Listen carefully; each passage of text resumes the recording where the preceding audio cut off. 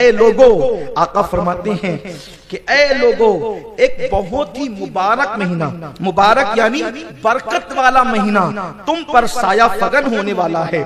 ایک بہت مبارک مہینہ تم پر سایہ فگن ہونے والا ہے، سایہ فگن ہونے والا ہے، تم پر چھتر اپنے سائے کو دراز کرنے والا ہے، تم پر اپنی برکتوں کو پھیلانے والا ہے۔ اور پھر ارشاد فرمایا اس میں ایک رات ایسی ہے جو 1000 مہینوں سے بہتر ہے، یعنی شب قدر 1000 مہینوں سے بہتر۔ اب اس میں اپنا فائدہ کیا ہے؟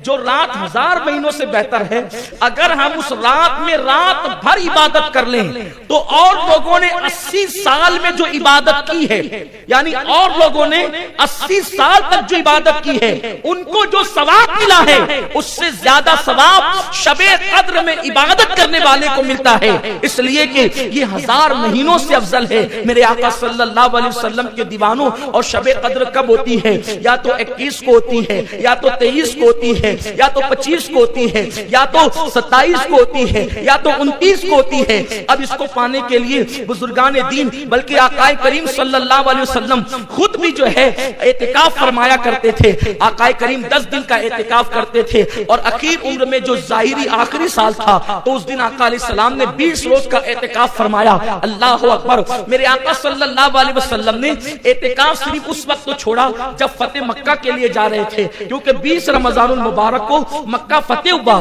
تو حضور علیہ السلام اعتکاف نہ کر سکے، تو اس کے دوسرے والے سال آقا کریم صلی اللہ علیہ وسلم نے 20 دن کا اعتکاف فرمایا۔ یعنی اگر آپ اعتکاف کر لیتے ہیں اور ان تاک راتوں میں رات بھر عبادت کر لیتے ہیں تو آپ کے نامہ اعمال میں 80 سال سے زیادہ کی عبادت لکھ دی جائے گی۔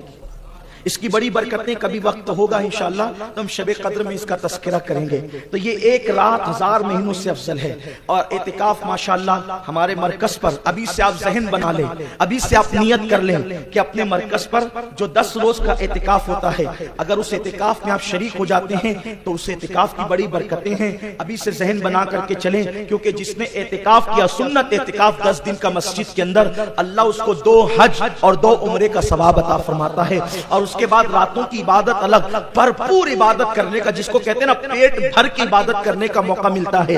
تو ہاں آپ اس کے لیے اپنے آپ کو ابھی سے ذہنی طور پہ تیار کر لیں۔ اور یہاں کے اعتکاف کا حال یہ ہے کہ بندہ یہاں پر تاک راتوں میں رات بھر عبادت بھی کر لیتا ہے، اور اس کے بعد دن میں علم دین بھی سیکھ لیتا ہے۔ تو یہاں کے اعتکاف کی برکتیں الگ ہے۔ اگر اللہ موقع دے تو کم سے کم زندگی میں ایک مرتبہ اعتکاف کرنے کا ذہن ضرور بنانا چاہیے۔ میرے آقا صلی اللہ علیہ وسلم کے دیوانوں، ابھی سے آپ اپنا ذہن بنا کر کے چلیں۔ میں نوجوانوں سے خاص طور پہ کہتا ہوں کہ دنیا کے لیے تو ہم نے بہت ٹائم نکالا ہے، ہم نے کاروبار کے لیے تو بہت وقت نکالا ہے، ہم نے ہر چیز کے لیے ٹائم نکالا۔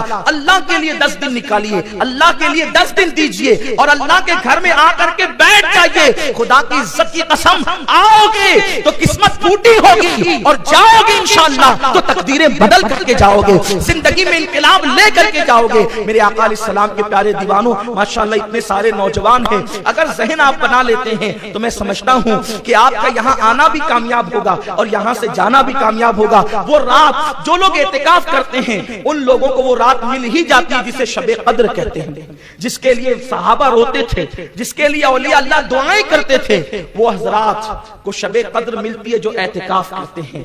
اور